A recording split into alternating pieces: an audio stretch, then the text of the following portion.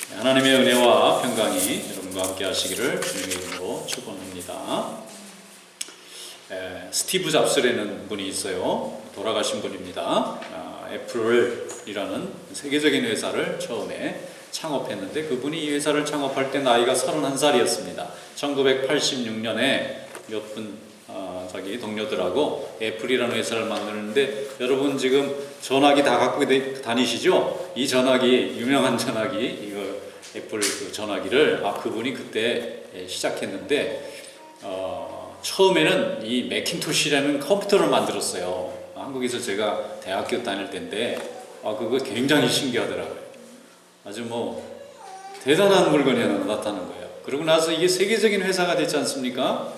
그런데 이 사람이 너무 천재적인 머리를 갖고 있으니까 자기 생각만 항상 옳은 거예요. 다른 사람 생각을 잘 안 듣다 보니까 직원들하고 자꾸 싸우게 됐어요. 그래서 10년 만에 쫓겨났어요. 자기가 세운 회사에서 자기가 쫓겨나는 사장은 처음 봤어요. 저는 쫓겨났어요. 그래가지고 직원들도 저런 사장 밑에서는 일 못하겠다고 물러가라 그래가지고 내쫓겨가지고 쫓겨났어요. 이 천재가. 그래가지고 이 애니메이션 만드는 회사를 만들었잖아요. 근데 그 회사가 토이스토리라고 아주 유명한 그 애니메이션 또 세계적으로도 유명해진 거예요. 그런데 그 사이에 그 10년 사이에 애플 회사가 점점 어려워져가지고 문 닫을 지경까지 막 어려워진 거예요. 그러니까 직원들이 이러다가 문 닫느니 그래도 처음 설립한 사장님 때가 낫다. 그분을 다시 모셔오자. 보통 사람 기분 나빠서 나 다시 안 갈 거야 그럴 텐데 이 사람은 가겠다 그랬어요.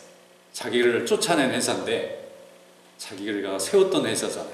10년 만에 다시 사장으로 돌아왔어요. 그때부터 이 회사가 너무 잘 돼가지고 어마어마하게 성장을 했어요. 지금은 뭐 굉장한 회사가 됐잖아요. 그런데 가만히 생각해 보면 직원들이 사장에 대한 감사가 없으니까 사장도 직원에 대한 감사가 없어요. 그래가지고 서로 갈라지고 흩어졌다가 서로 망하게 된 거예요.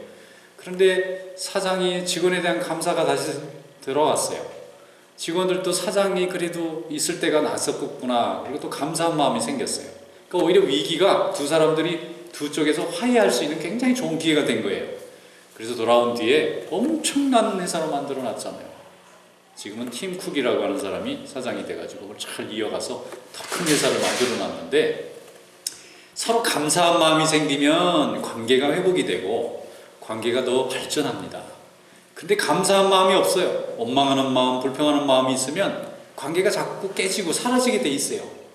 그래서 감사 잘하는 사람일수록 사람이 자꾸 주변에 많아지고요. 원망을 많이 하는 사람일수록 사람이 자꾸 떠나게 돼 있어요. 굉장히 간단한 원리인데도 이게 우리 마음대로 잘 안 된다는 거예요. 그러나 하나님 말씀을 붙잡고 열심히 감사하면 잃어버린 사람도 회복이 되고 잃어버린 명예도 회복이 되고 하나님의 능력도 회복이 될 줄로 믿습니다. 감사 많이 하는 성도 되시길 축원합니다. 성도는 뭐가 성도냐? 성도라는 뜻이 거룩한 물이라는 뜻이에요. 거룩한 물이에요. 우리가 뭐가 거룩하냐 이거예요. 외모도 똑같고 말하는 것도 똑같고 먹고 사는 것도 다 똑같은 우리를 왜 성경은 거룩하다고 말을 할까? 왜 우리는 성도라고 그러지? 성도는 뭐냐면 감사를 전하는 전도자예요. 뭐에 대한 감사냐면 하나님에 대한 감사를 가르치는 전도자예요. 자, 전도라고 하는 게 뭐냐면 도를 전하는 겁니다.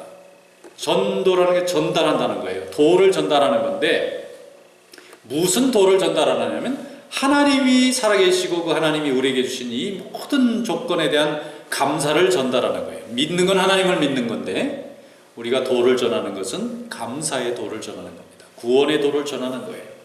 모든 것이 하나님께서 주신다는 것을 알고 감사하고 감사를 표현할 줄 아는 삶을 사는 것이 우리 성도고, 이것이 바로 믿지 않는 자와 우리가 구분되는 특별함에 있는 거예요.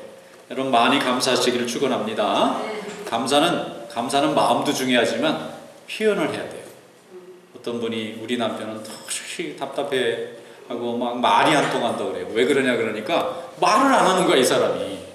물어보면 너무 자기 아내도 사랑하고 너무 자기가 가족들을 사랑하는데 사랑한다는 말을 안 하니까 상대방이 알 길이 없잖아요. 여러분 많이 사랑하시기 바랍니다. 많이 감사하시기 바랍니다. 사랑하는 사람한테는 사랑한다고, 고마운 사람에게 감사하다고. 왜 이게 말이 안 되는지 모르겠어요. 자주 말하시면 그만큼 복이 내려질 줄로 믿습니다. 근데 이 감사한다는 말하고 사랑한다는 말은 이 굉장한 힘이 있어요.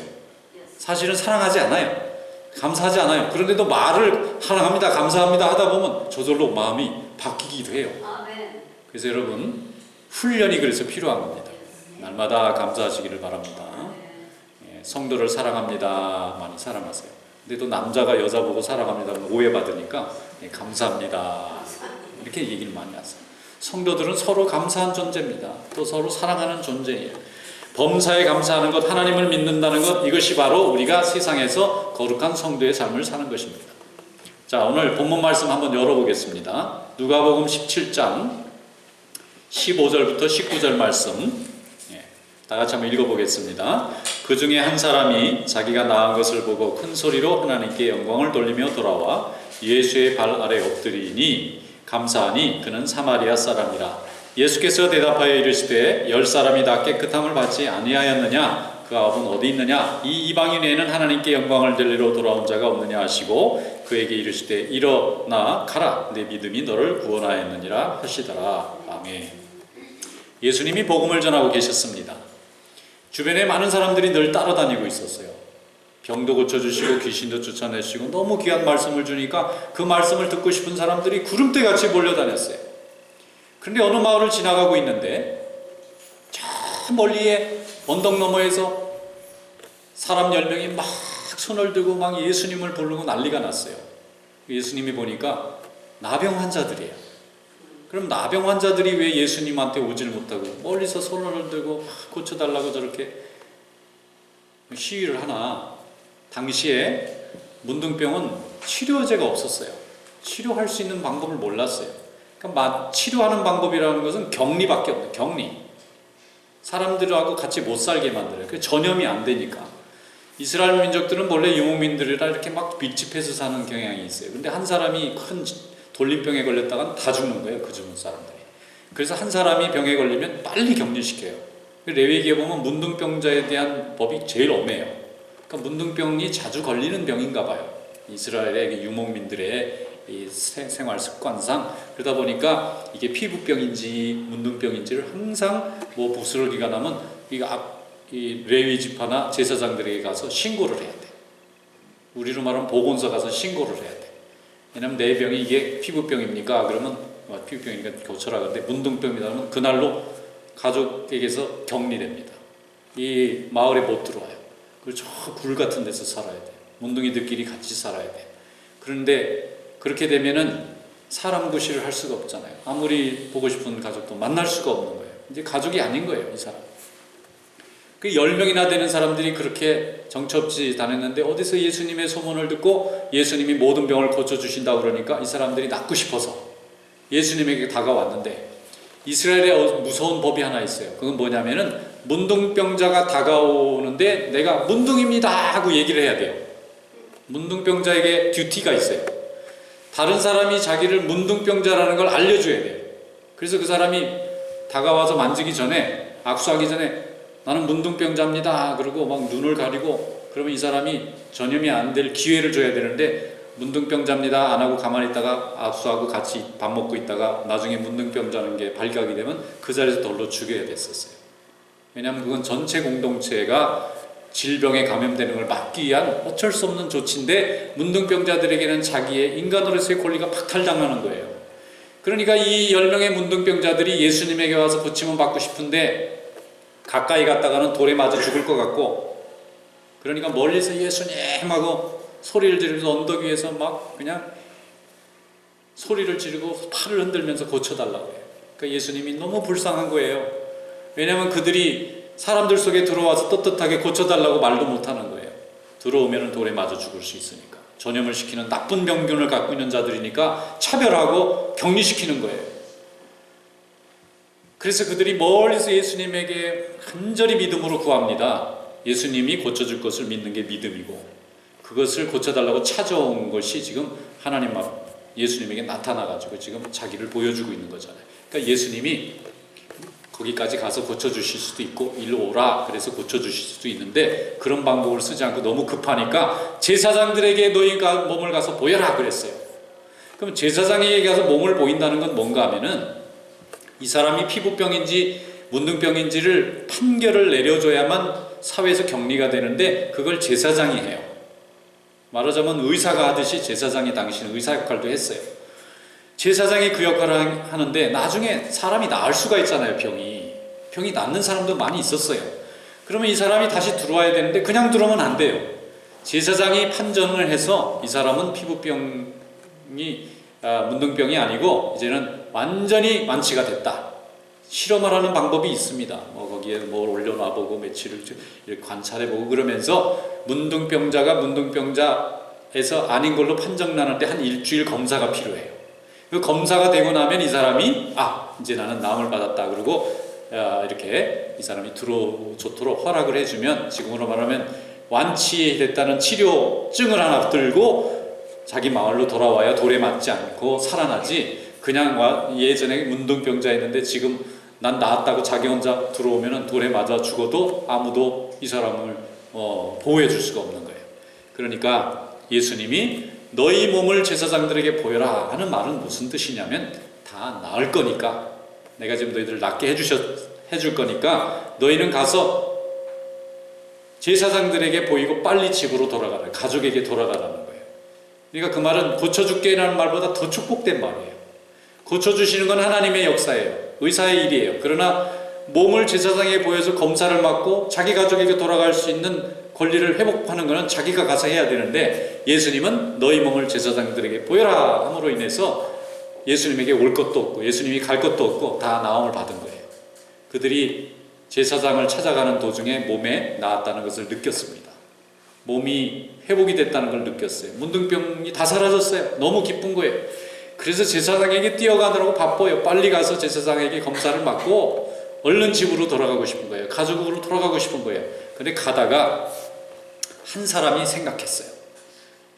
나에게 이 병을 고쳐주신 우리 예수님에게 돌아가서 내가 고침 받았노라고 보고드리고 내가 주님께서 주신 이 새 인생으로 인해 감사합니다고 감사 인사를 드리고 가야지. 그리고 그 한 사람이 돌아옵니다. 근데 이게 오래 걸린 것 같지가 않아요. 예수님이 아마 계속 그 주변에 머물고 계셨을 때 아마 한 하루가 안 걸린 것 같아요. 이 사람이 되돌아왔어요. 그리고는 예수님 앞에 엎드려서 감사하다고 찬양을 드립니다. 그랬더니 예수님이 뭐라고 얘기하시느냐면 9은 어디 갔는데 이렇게 물어보시는 거예요. 9은 어디 갔는데 그 말은 뭐죠? 10명이 다 고침받았는데 9은 어디 갔느냐 이거예요. 그러면서 이 찾아온 사람을 칭찬합니다. 근데 이 사람이 공교롭게도 사마리아 사람인 거예요. 제대로 된 유대인은 아무도 안 돌아왔는데 유대인들이 차별하고 무시하고 사람 취급하지 않는 이 버림받은 것 같은 이 사마리아 사람이 돌아왔어요. 여러분 세상에는 차별이 존재합니다. 인종차별도 있고 또 사람 차별도 있어요. 그 다음에 계급 차별도 있고 그 다음에 재산 갖고 차별하는 경우도 있고 여러 차별이 많아요. 근데 차별을 받으면 사마리아 사람이 여기가 차별받는 게 사마리아 사람이 그 당시는. 근데 세상에 그런 차별이 세상에는 많아요. 사마리아인이다 그러면은 차별받는 사람이란 뜻이에요. 그게 성경 속에 그 역할이 항상 차별받는 사람이에요. 근데 우리가 사는 이 세상에도 차별이 얼마나 많아요. 차별받는 사람은 굉장히 이렇게 고달프잖아요. 그런데 이런 차별을 받는 사람이 하나님의 은혜는 더 감사하게 되는 거예요. 그래서 우리가 차별에 절망하고 낙심할 필요가 없어요. 하나님의 은혜를 더 크게 경험할 수 있기 때문에. 이 문둥병자가 사마리아 사람이었으니까 왔을 것 같아요. 유대인도 아닌 나를 세상에 똑같이 취급해 주시고 나에게도 은혜를 똑같이 부어주셔서 9명 고침받고 나만 빼도 되잖아요. 그 사람 입장에서는 차별받는 게 익숙한 사람이니까. 사마리아 사람은 안 고쳐준다, 유대인만 고쳐준다 해도 할 말이 없어요. 늘 그래 왔으니까. 그런데 자기까지 고쳐준 게 너무 감사해서 이 사마리아 사람이 와서 예수님에게 감사하고 들어가니까 예수님이 칭찬하잖아요. 뭐라고 칭찬하느냐면 구원의 축복을 주세요. 내 믿음이 너를 구원하였느니라. 여러분 우리가 하나님 앞에 나갈 때 믿고 구하면 다 응답받습니다. 믿습니까? 믿고 구하면 다 응답받아요. 우리는 이것을 믿고 날마다 구합니다. 그리고 응답도 실제 받아요. 그런데 여기서 더 큰 축복이 있어요. 그건 뭐냐면은 감사함으로 받는 구원의 축복이에요. 감사해요. 축복을 받았어요. 그런데 거기에 감사할 줄 모르고 당연하게 생각하고 당연한 것으로 생각하면은 감사로 오는 구원의 축복이 오기가 어려워요. 그런데 이 사마리아 사람은 하나님 앞에 감사함으로 인해서 구원의 축복까지 더하여 받습니다. 그럼 이 구원의 축복이 얼마나 중요한가 하면은 여기 보면 예수님 말씀이 내 믿음이 너를 구원하였느니라 그렇게 말씀하셨는데, 이 구원이라는 말이 하나님이 주신 축복을 계속해서 이루어지게 만드는 하나님의 놀라우신 축복이에요.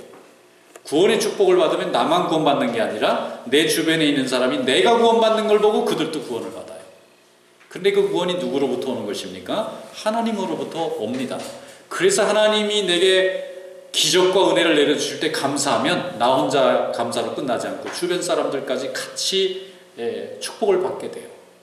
만약에 그 한 사람의 사마리아 사람이 안 돌아왔으면 하나님이 그들에게 병 고침에 축복을 주셨다는 걸 증언해 줄 사람이 아무도 없어요.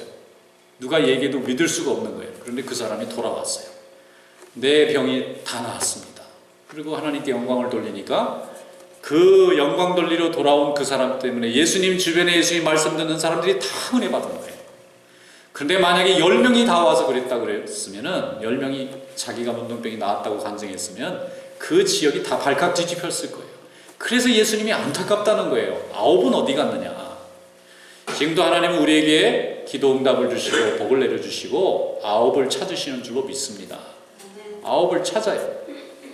하나님의 은혜는 보편적으로 내려주세요. 해와 달과 햇빛과 물과 비. 믿는 자만 주고 믿지 않는 자는 안 주나요?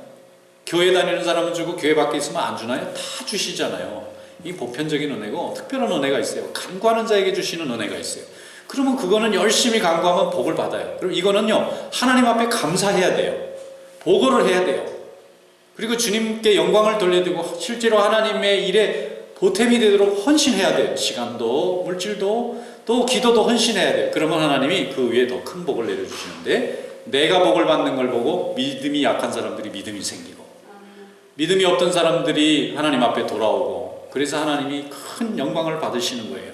그래서 하나님께서 이 감사하기 위해서 돌아온 이 감사하는 사마리아 사람, 사마리아 사람이 별명이 많아요. 선한 사마리아 사람도 있어요. 이 선한 사마리아 사람은 죽어가는 강도 만난 사람을 구해주잖아요. 근데 이 감사하는 사마리아 사람도 있어요. 이 사람은 멸시받는 사람이었는데 하나님 앞에 감사하는 것에 대해서 1등이었어요. 그래서 그로 인해서 더욱 많은 구원의 축복이 이루어졌어요. 그는 가는 곳마다 기도하는 데마다 하나님께 응답받으면 감사할 줄 알았기 때문에 그의 감사가 배로 커져 나가는 그런 축복을 받았을 줄로 믿습니다. 17절부터 19절 말씀을 다시 보면은 예수께서 대답하여 이르시되 10사람이 다 깨끗함을 받지 아니하였느냐? 그 9은 어디 있느냐? 이 이방인 외에는 하나님께 영광을 돌리러 온 자가 없느냐 하시고 그에게 이르시되 일어나 가라, 내 믿음이 너를 구원하였느니라 하시더라. 그 사람의 믿음이 자기를 구원할 뿐만 아니라 주변에 믿음이 연약한 사람들에게도 큰 영향력을 발휘해서 모두 다 나도 저렇게 감사하고 싶다, 나도 저렇게 구원받고 싶다, 하나님의 일에 쓰임받는 영혼이 된 줄로 믿습니다. 오늘 우리 하나님께서는 우리에게 선물을 주세요. 기도 응답에 선물을 줍니다. 그런데 기도 응답을 기도를 간절히 하면 하나님께서 선물을 주시는데 그 선물이 굉장히 고맙잖아요. 그런데 흔히 우리가 하는 실수가 뭐냐면 선물을 붙잡고 사는 거예요. 병 고쳐줬어요. 그 건강으로 사는 거예요. 하나님이 물질을 회복해 주세요. 물질을 붙잡는 거예요. 관계를 회복해 주세요. 관계를 붙잡는 거예요. 그런데 그거보다 더 나가야 돼. 우리는 주신 분을 붙잡아야 돼. 그러면 주신 분은 계속해서 주십니다. 선물을 하나만 주는 게 아니라 이 선물 저 선물 다 주세요. 그런데 인간은 어리석어서 하나님이 주시는 선물을 붙잡고 하나님을 안 보게 돼요. 그래서 감사할 줄 모르게 돼요. 그리고 그것을 도로 가져가면은 원망하게 돼요. 주신 하나님을 원망까지 해요. 자기에게 주어진 선물을 도로 뺏어갔다고 생각해요. 하나님 줬다가 뺏는 게 어디 있습니까? 이러면서 하나님을 원망하게 돼요. 그런데 하나님은 달라고 그러시면은 주셨다가 그보다 더 크신 것으로 채워주시는 분이에요. 왜냐하면 하나님은 선한 분이기 때문입니다. 그래서 감사하는 자가 하나님께 영광 돌리게 되는 것입니다. 데살로니가전서 5장 16절에 말씀하기를 항상 기뻐하라, 쉬지 말고 기도하라, 범사에 감사하라, 이것이 그리스도 안에서 너희를 향하신 하나님의 뜻이니라 그랬습니다. 우리는 범사에 감사해야 돼요. 감사할 때 안 할 때가 있는 게 아니라 날마다 감사하는 거예요. 창세기에 보면 아브라함이 하나님 앞에 믿고 구하는 축복을 알았어요.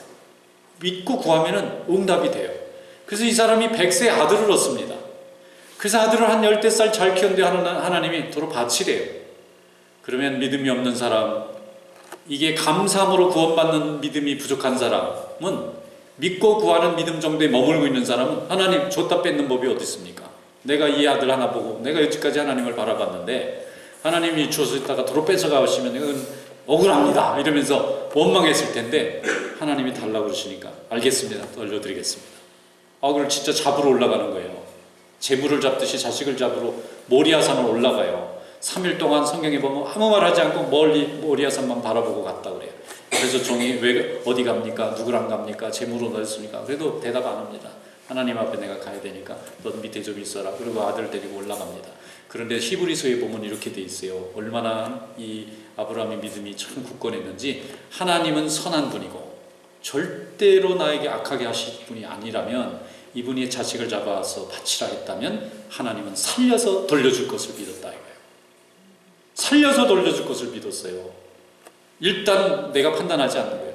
잡아서 죽이라면 죽여야 되는 거잖아요. 그런데 이런 하나님이 세상에 어디 있어요? 부모한테서 부모를 살인자로 만들고, 이런 하나님이 어디 있냐고. 줬다 도로 뺏는 법이었습니까? 하나님은 근데 이 약속 위반입니다 그러면서 해야 될 텐데 안 했습니다. 하나님 앞에 그 마음 변함없이 갔더니 하나님이, 여호와 이레 하나님이 미리 양도 준비해 놓으시고, 그리고 아들도 돌려주시고, 그것만 돌려주셨나요? 물질의 복도 주셨습니다. 자손의 복도 주셨습니다. 그 다음에 만민의 복의 근원이 되는 복도 주셨습니다. 그리고 주신 분을 바라보시기를 축원합니다. 아브라함이 우리에게 좋은 방법을 가르쳐 준 거예요. 하나님 앞에 우리가 주신 분을 바라보는 믿음이 있을 때에 하나님이 지금 받는 것보다 더 크고 좋은 것으로 채워주십니다. 전도가 뭐냐? 교회 나와라가 아니라 내가 교회에 나가서 하나님 앞에 감사하는 삶을 보여주라는 거예요. 우리는 예수 믿어서 천국 갈 거 확실히 믿습니다. 내일 죽어도 천국에서 눈 뜰 것을 믿잖아요. 그런데 나머지 우리 삶 가운데 왜 봉사가 필요하고, 왜 섬겨야 되고, 왜 헌신이 필요하고, 왜 하나님 앞에 열심히 수고해야 되느냐? 전도하는 거예요. 우리를 통해서 누군가 하나님의 말씀을 듣고 은혜를 경험해야 될 사람들이 기다리고 있는 거예요. 우리를 통하여 하나님은 그를 또 부르셔야 되니까 우리는 하나님 앞에 감사하는 것을 보여주는 거예요. 감사하는 삶을 보여주고 말로 보여주는 것입니다. 날마다 하나님 앞에 시선을 두고 하나님이 주시는 선물만 붙잡을 것이 아니라 하나님의 손을 붙잡는 것입니다. 변함없이 하나님이 주시는 그 은혜를 붙잡는 것입니다. 시편 105편 1절로 보면 여호와께 감사하고 그의 이름을 불러 아뢰며 그가 하는 일을 만민 중에 알게 할지어다. 그에게 노래하며 그를 찬양하며 그의 모든 귀한 일을 말할지어다. 감사가 다른 것이 아니라 하나님이 얼마나 위대한 분인가, 하나님이 얼마나 귀한 분인가를 날마다 말할지어다예요. 말하는 겁니다. 이것이 전도입니다. 외국으로 이민 간 분이 한 분 계셨어요. 교인이신데 저기 다른 대륙으로 이사를 갔는데 사업이 잘 안 되는 거예요. 그래서 하나님, 내가 거기 올 때는 이민까지 왔는데 여기서도 또 이렇게 어렵게 대해서 하나님 저를 좀 도와주시기를 바랍니다. 사업을 하겠는데 하나님 저를 물질의 복을 부어주시면 내가 하나님의 일을 많이 하겠습니다. 기도했는데 진짜 잘 되는 거예요. 이분이 사업이 진짜 잘 되기 시작하는 거예요. 그래서 이분이 아예 회계사를 불러가지고 자기 회사가 클 때 몇 퍼센트는 그냥 교회 선교에 아예 쓰도록 아예 그냥 정해놨어요. 이거는 자기 회사 직원 월급으로도 안 되고 자기 가져갈 수도 없어요. 상품을 사지도 못해요. 하나님이 이래 쓰겠다고 아예 그냥 딱 정해놨어요. 그러니까 하나님이 복을 주셔가지고 이분이 생수 장사를 했대요. 물을 파는 장사인데 그런 데서 물이 팔릴까 싶었는데 얼마나 잘 팔리는지 그냥 크게 직원이 막 수백 명이 된 거예요. 그런데도 변함없이 하나님의 약속한 대로 11조 드리고 또 회사 전체 10의 1에 해당하는 비용은 교회나 선교에 쓰겠다고 하는 거예요.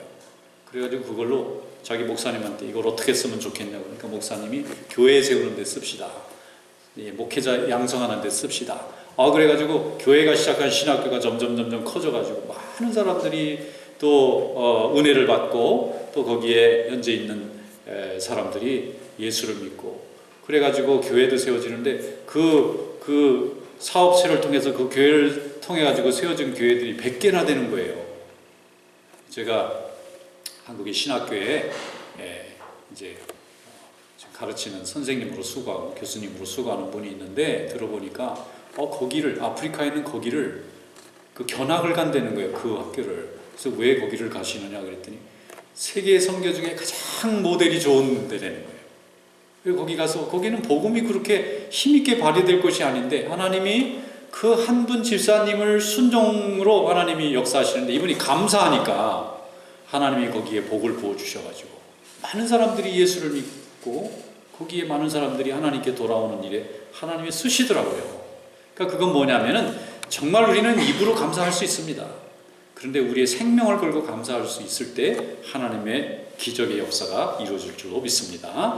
날마다 감사하는 축복의 삶이 되시기를 축원합니다. 시편 100편 4절 5절에 감사함으로 그의 문에 들어가며 찬송함으로 그의 궁정에 들어가서 그에게 감사하며 그의 이름을 송축할지어다.